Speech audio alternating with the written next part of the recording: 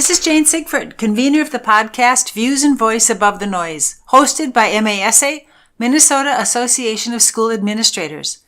Today's interview is with Superintendent Bill Adams of the Janesville-Waldorf-Pemberton, or JWP, School District.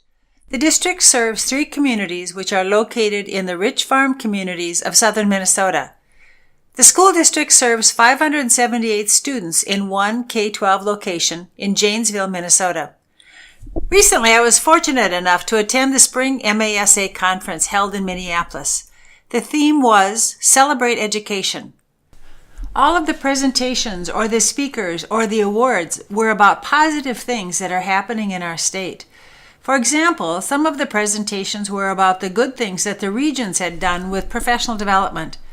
The Commissioner of Education, Mary Catherine Ricker, in talking about the legislative emphasis to improve funding, acknowledges that, quote, central office and things like budget are downplayed, but they, quote, show up between the lines. Without them, we could not accomplish our educational goals. So she talked about the positive effects and desires for the legislative process. The award recipients told heartwarming stories about being able to maintain their passion for students throughout their careers. Shane Saphir, author of Listening Leader, helped us understand one part of the importance of listening leaders to achieve equity. Such a positive conference left many people and participants with good feeling about the work that is being done in our state and in the value of our profession. We need more of that. Our own Governor Walz has pledged to make Minnesota the education state. One of the original intentions of providing these podcasts was to do that very thing, to talk and learn about the good things that are happening across our state. That's why, for me, these podcasts are very fascinating to do, because as they unfold, although there's a general topic for the interview, there are several themes that always emerge with each interviewee that I hadn't counted on. And it's fun for me to piece together and to bring forward those ideas and those themes. For Bill Adams, the original idea was to have Bill share about the work his district has done to create a personalized learning culture in his district. Personalized learning is one of those educational buzz phrases that people think they understand, but it's understood differently by every system that begins that journey. According to KnowledgeWorks, personalized learning means meeting each student at their own level, challenging them with high expectations for academic achievement, and growing student agency through 1. Instruction aligned to rigorous academic standards and social emotional skills that students need to be ready for college, career, and life. 2. Customized instruction that allows each student to design learning experiences aligned to his or her interests. 3. Varied pacing of instruction based on individual student needs, allowing students to accelerate or take additional time based on their level of mastery. 3. Real-time differentiation of instruction, supports, and interventions based on data from formative assessments and student feedback to ensure every student remains on track to graduation. Access to clear, transferable learning objectives and assessment results so students and families understand what is expected for mastery and advancement. So what is KnowledgeWorks? KnowledgeWorks is an organization that activates and develops the capacity of communities and educators to imagine, build, and sustain vibrant learning ecosystems that allow each student to thrive by delivering innovative educational approaches and advancing aligned policies. Boy, that's a mouthful. But their address is at knowledgeworks.org. Personalized learning is a complex process. It's more than just using technology to let kids use a computer to go at their own pace. Bill Adams and his team have spent years in researching what personalized learning means, figuring out how to implement it, providing professional development, and learning from various stages as they go forward. Let's hear from Bill as to how he became interested in becoming an educator.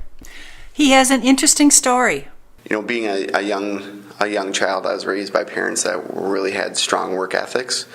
I had the luxury of working in a variety of different family businesses. So my mom owned a video store. She ran a restaurant, and my dad was a carpenter. And before all that, we farmed. The 80s, high interest rates, etc. We had to give the farm up. so they opened those businesses.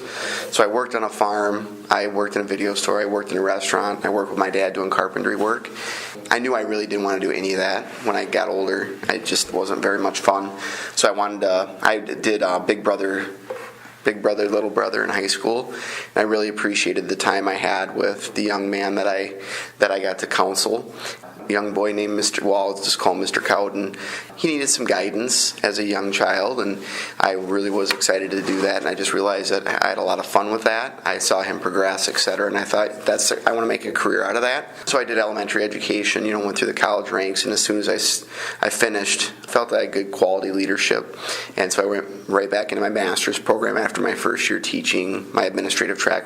I started actually before I finished my master's program. I did them in conjunction, fired through that, and had an opportunity to.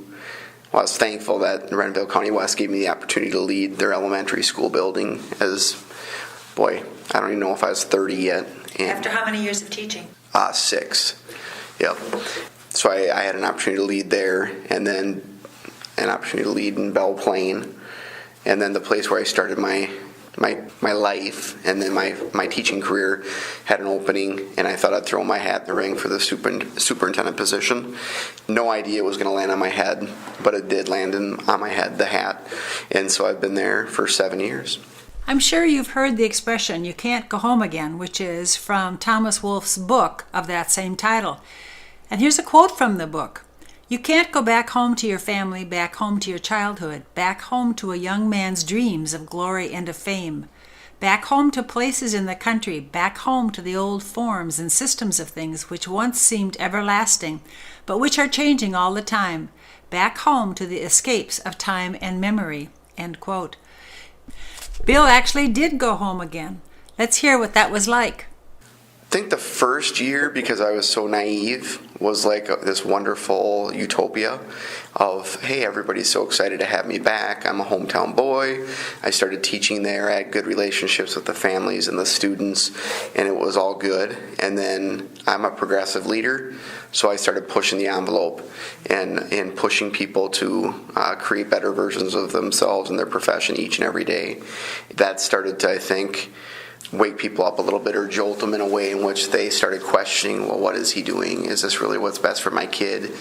Is he using our kids as guinea pigs? And then there's rumors too he's doing this to build a resume, when in reality it's kind of a slap in the face.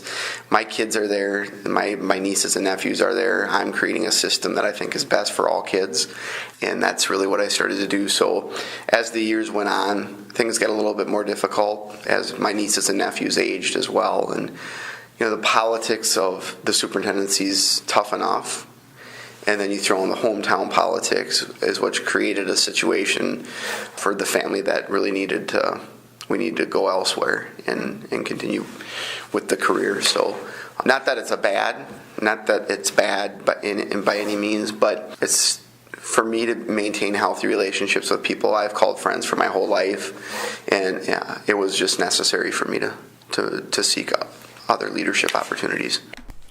The journey to personalized learning was both a personal one and a professional one for Bill. It's been an exciting time, but also a very challenging process. As a young child, I was not very, well, as I explained to you yesterday, I made some poor choices. And I would say that that's due to the fact that I never had a spark, in a sense. That nobody ever was able to ignite a fire in me to really pursue education until I had an opportunity to be that big brother, little brother that I talked about in high school. But at the same rate, when I was in high school, I thought, you know what, I've got a year and a half left. I'm just going to enjoy it, and I'm not going to get too serious. So then when I went to college, things got serious, and I really took off academically. But as I thought back on my career, or my academic career in high school, I felt like it was a one-size-fits-all approach. I showed up at a class, everybody was taught the same way, and everyone was expected to be at the same spot in the learning journey at the exact same time to graduate from high school. And I felt like, as I reflected on that, I wasn't necessarily ready for some of those learning things, and the system was set up like that. I had great teachers, don't get me wrong, real quality teachers that cared about students, that worked really hard, and I could tell that they put in the time to have a positive impact on me and the other students in my class. So it's no knock on the teachers and their development and things of that nature, because I do believe that the profession as a whole is really committed to improving each individual. I do firmly believe that. I never believed that, although they're committed to that, I felt like that was really teacher-centered and not learner-centered. And although those are all great things to build capacity as a professional, it's not necessarily always the best route when you apply it to student learning.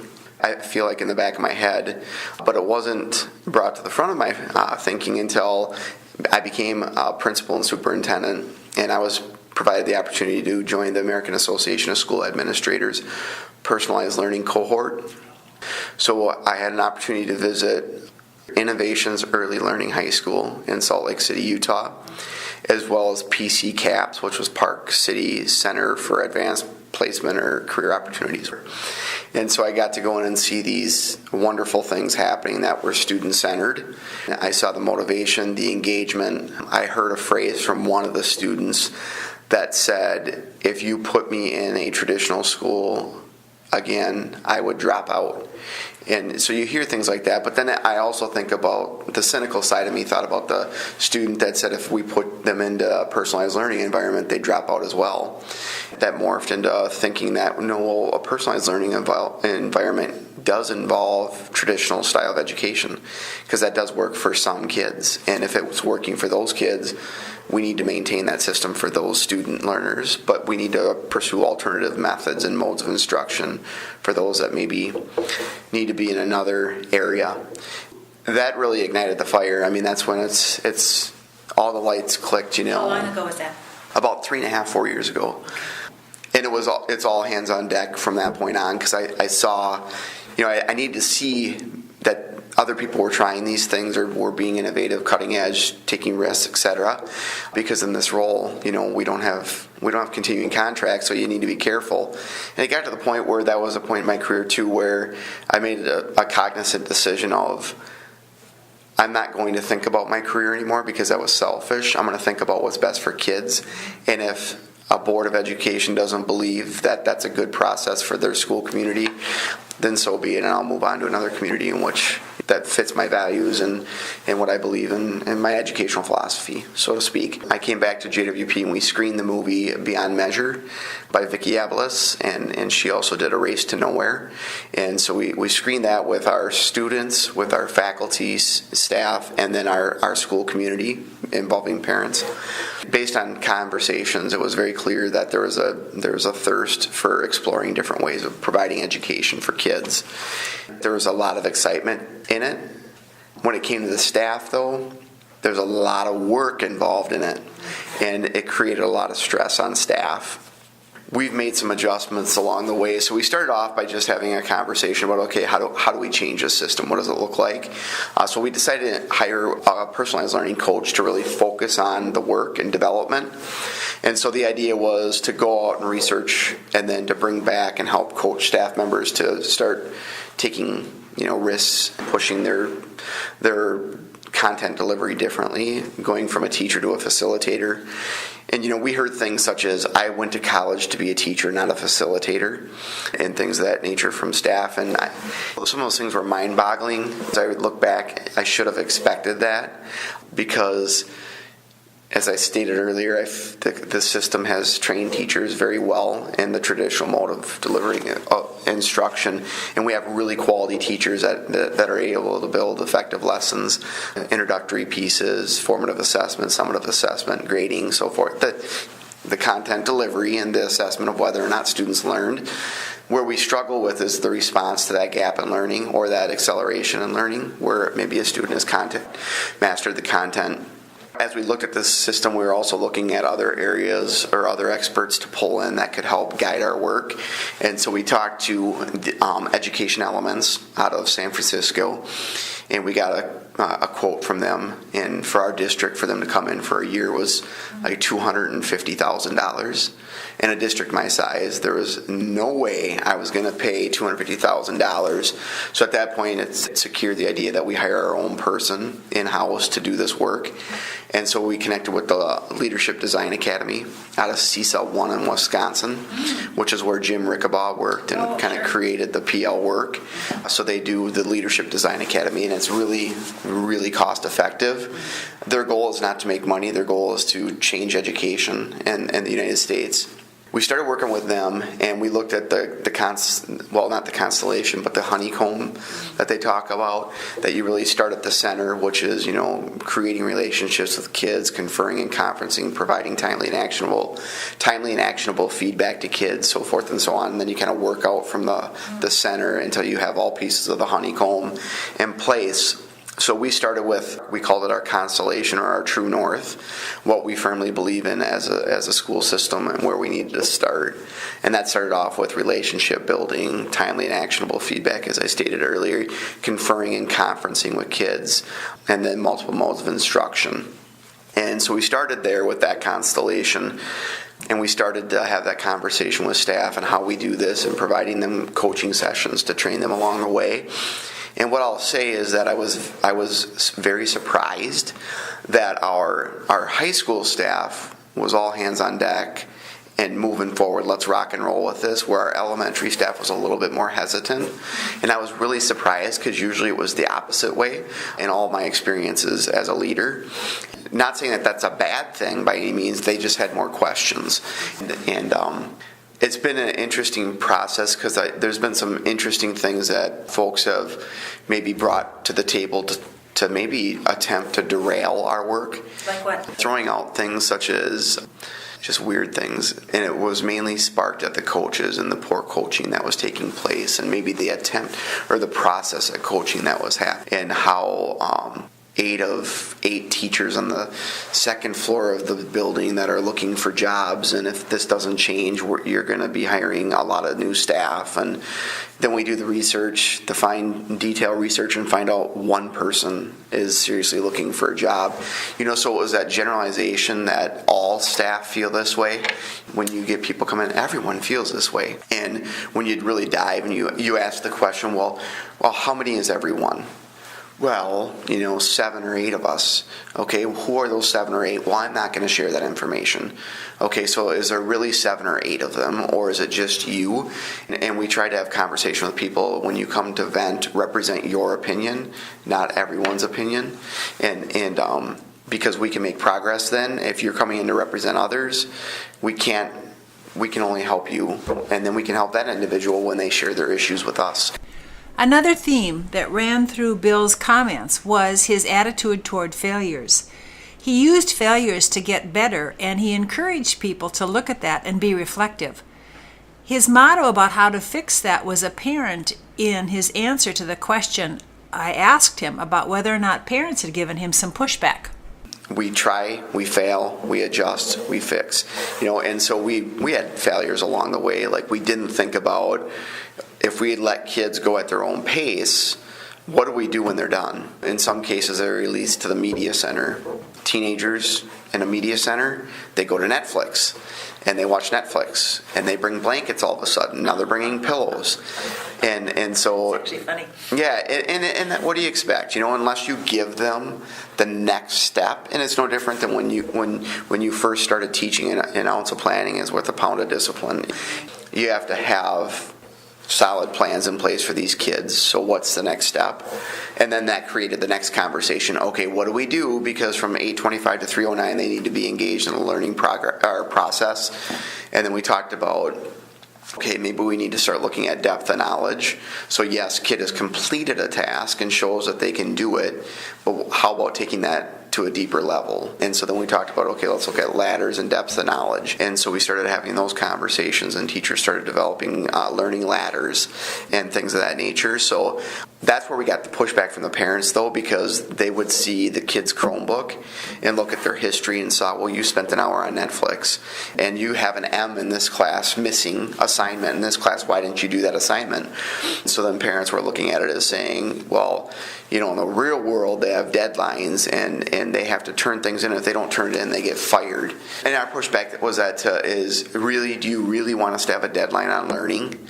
For a kid that can't maybe master it, they're not ready cognitively to understand this content. You really want us to say you're going to get a C or a D or an F because you're supposed to know it right now. Because one of our board members was pushing back on this. And about 3 years ago, his son was a wrestler. The varsity coach was going to use him as a 7th grader on the varsity. And this board member and parent was very upset. My child's not ready to wrestle on the varsity. And so I use that analogy with that board member is, okay, so you're saying that your child has to be ready to show mastery and compete at varsity. So what you're saying is they have to be ready to show mastery, but in the classroom they don't have to be ready to show mastery. They have to show it now, and well, that's different. No, it's really not that different. So it's been all those conversations that we've been having to engage in with our families. And the next one is a standards-based grading movement.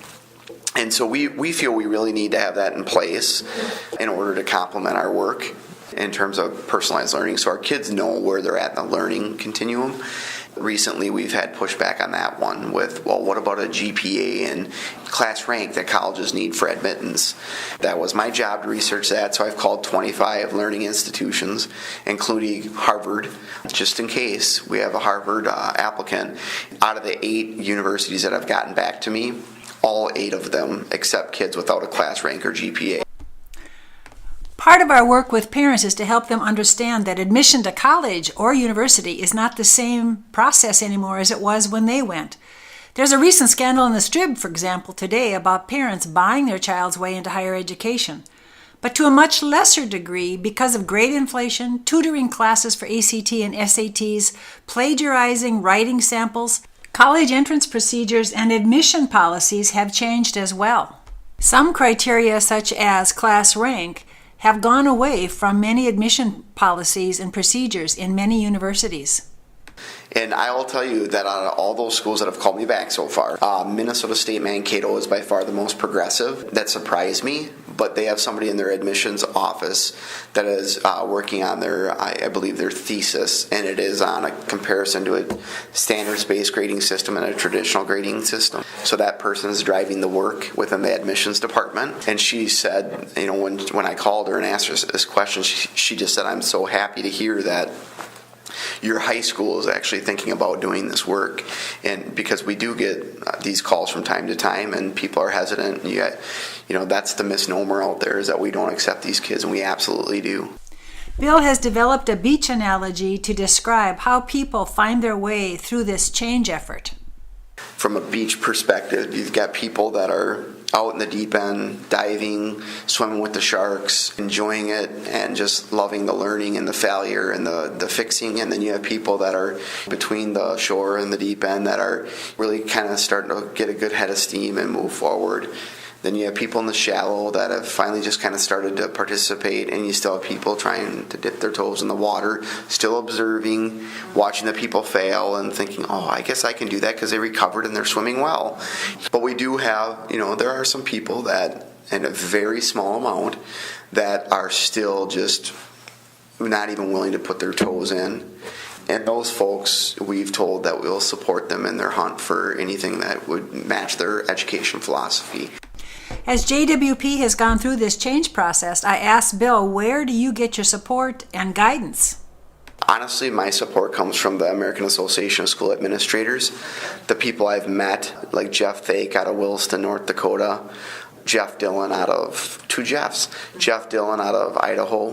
Those are the people that I kind of network. Mort Sherman and Dan Dominich have really kind of spearheaded this work. I work really closely with LDA for support, the Leadership Design Academy. Those are the folks that I really tend to connect with the most because they're doing the work that we're doing. So when I'm struggling, we contact them.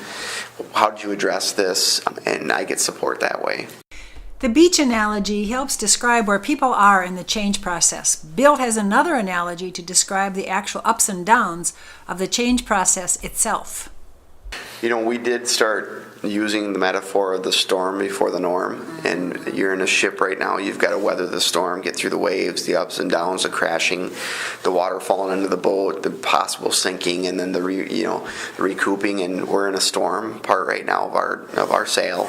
And eventually, the waters are going to calm again, and then there's going to be another storm. There is. There's a storm before the norm, and our teachers are in it to have a positive impact. So when they question something, it's not out of angst. It's out of the fact that they want to do their absolute best for kids. And if they feel like they're failing their students, they're going to ask questions. Another theme for Bill became the idea of how do you make transformations in a rural setting, and what are some of the advantages and disadvantages of working in a rural setting? Because this stuff is happening, it's like schools within a school in larger districts, or maybe they have two high schools, so one high school is this, where it's not in a rural school where you have less access to resources. In my opinion, our teachers, yes, we've had the struggles, but they're knocking it out of the park.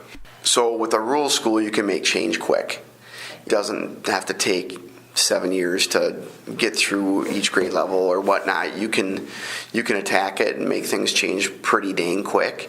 It's easier to communicate with the entire community. It's less time because there's less people, there's less systems, there's less civic organizations, it's easier to get to the masses and in short order, as opposed to a larger system where you've got more groups to meet with. You've got a variety of different circumstances within a large urban setting or metropolitan setting where you've got a variety of different folks to meet with, whereas in the rural system it's pretty quick. You can pull together your entire staff in a morning. There you go. All right, that's what we're doing.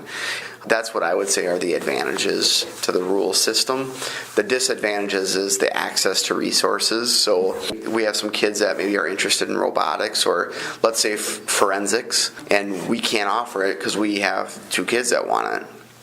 We've overcome those barriers, and it took contract language, obviously. Now our high school teachers are compensated $500 to write the course initially, and then they get, I can't remember what it is, $300 per student or $200 per student that they get for each course that they teach online or hybrid style. So I might have a full load and I'm going to teach this online course. I'm going to get the $500 to do it initially, the first plan, and then it's like $200 or $300 per student in it. I'm teaching a full load, but I've got this forensic course that's online. I'm teaching that as well, so it's additional income. So now we don't have to tell kids, no, you can't take it because there weren't enough kids in it. So we're able to personalize in that way as well. It's those things that we had to discover and fix and then work it out in a contract and things of that nature. But I'm really proud. Bill discusses what he believes superintendents of the future need to be and do.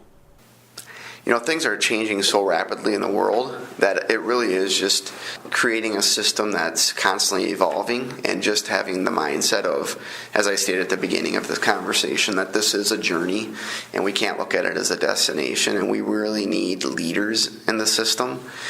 And then we need leaders that are going to lead by example, by taking risks and things of that nature with their staff, absolutely willing to fail. And learning from the experience. Yes. Because what I look at it is, my colleagues and I, we talk a lot about innovation. We talk a lot about personalization. We talk a lot about tech integration. We talk about those things, but it's the modeling that's important. Bill's next stage in his life is to assume the superintendency in New London, Minnesota. When I got offered New London, I was there and I interacted with each of the groups.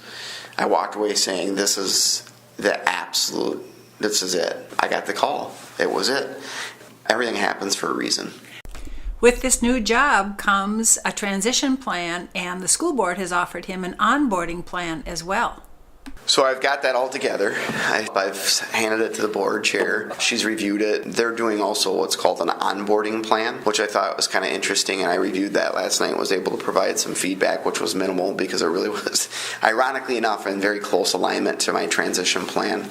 But it really is the tour of listening sessions, meeting with the civic organizations, meeting with the community, meeting with families, meeting with students, meeting with staff. Just creating those expectations. High school principal, a parent calls me, they're pissed off at you because of a decision you made. They talk to you, they're fed up with you, now they call me. How do you want me to handle that? Tell me how you want me to deal with that. Do you want me to refer them back to you? Do you want to meet together? Do you want me to listen and then research? How do you want me to deal with this? Because I want to have a strong working relationship. It's those kinds of things that you need to understand, like, how do you want me to respond to this? But at the same rate, not letting go of my values either. This is how I believe I need to respond to it. Those types of conversations. What are your expectations for me in the building? What are your expectations for me in working with you in your evaluation? What is the current norm from my leaders, my district office staff? And then as teachers, those questions, what are you super proud of building, and what is something that you're yearning for? Getting to understand that, the ins and outs of the community, what the community expectation is for communication. How often does my board chair want to talk? My board chair right now talks every single day. He's in my office or calling me. I don't foresee that with my new board chair. I just don't get that sense. She's going to be much more hands-off, I can tell, but yet involved, maybe a good mix. So it's all those things, getting to understand like what is expected of me in my leadership role. And then there's the personal side of it too. How do I get my family acclimated, and get them involved and things of that nature. So with every new adventure comes the saying of goodbye to what was happening in the past. And Bill talks about saying goodbye to some place where he was raised and went to school and now has been superintendent. That's going to be really hard. I'm going to be emotional about it. I know I will. There might be some tears because it really is a place it made me who I am. It's me. It's my community. It takes a village. The people there I love dearly. Got so many good friends there, but not only that, it's the mentors that I had that live there yet, my former teachers that are so wonderful and have been so supportive. My mom and dad are there, my brother and sister, my 9 nieces and nephews.